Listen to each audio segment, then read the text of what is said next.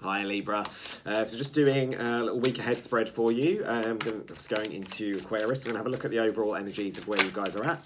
And then we are going to do a 7-day spread. So, it's a lot of away views for your overalls at the moment. So, we've got the Queen of Swords as the first overall. So it could be that for some of you, you are feeling very cold towards other people. You're taking the time out, but not in a nice warm way of self-love. I think it's a bit more that you are turning your back on something and you're doing it from a dark place. I think it's not so much the nice like I say, the self-love situation where you take time out because that's what you need. Could also be dealing with a fire sign who is stepping away from you, who is fired up and heading off elsewhere. It could also be that, you know, if you have fire in your chart, this is actually more to do with you, Libras, are putting some action into place? No. Taking steps towards things you've been planning for a little while.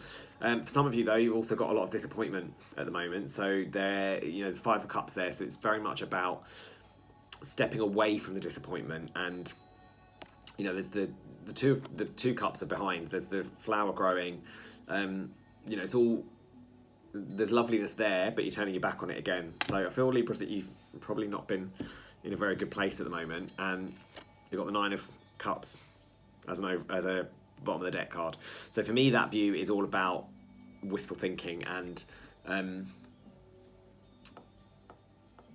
seeing something that you want that you can't quite reach.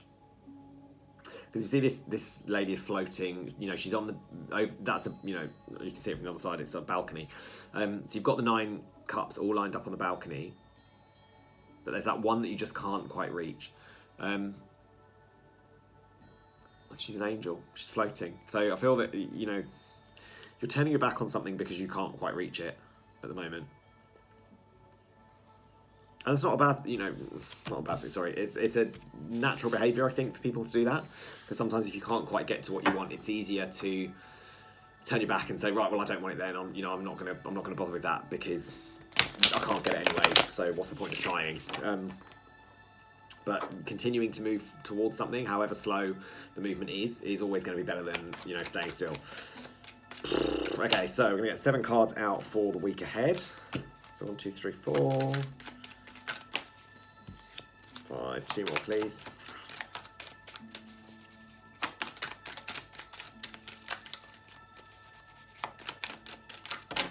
Whoa, way too many. Take that one and that one. Okay. So day 1, Libra, we've got the 9 of Cups again. So for tomorrow, I feel that you definitely will not so much be chasing your wish fulfillment, but sitting looking at your wish fulfillment. You know, for me, this is the person, he's taking time out from the party that's going on downstairs, from, you know, the warmth of inside, to just take a minute outside, to sit amongst the stars, to focus on what it is that you want. You know, for some of you, it could feel that's a quite smug perspective. But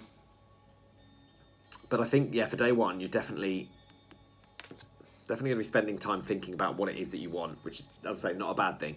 Going into day 2, you've got the Empress in the reverse. So there's definitely a delay on getting what it is that you need. You know, because for me, the Empress is all about harvesting and rebirth. But in this view, it's more about, you know, the sun is shining, but the sun is shining, but it's kind of an empty sunshine. You know, like some days that they're in it's a really nice bright sky, and you almost feel like you can go out in summer clothes, and then you step outside and you're like, oh my god, it's actually freezing out here. Like, I shouldn't have really done that. Coming into day 3, you've got the star reverse view. So again, I think this feeds back into your day 1 taking time out.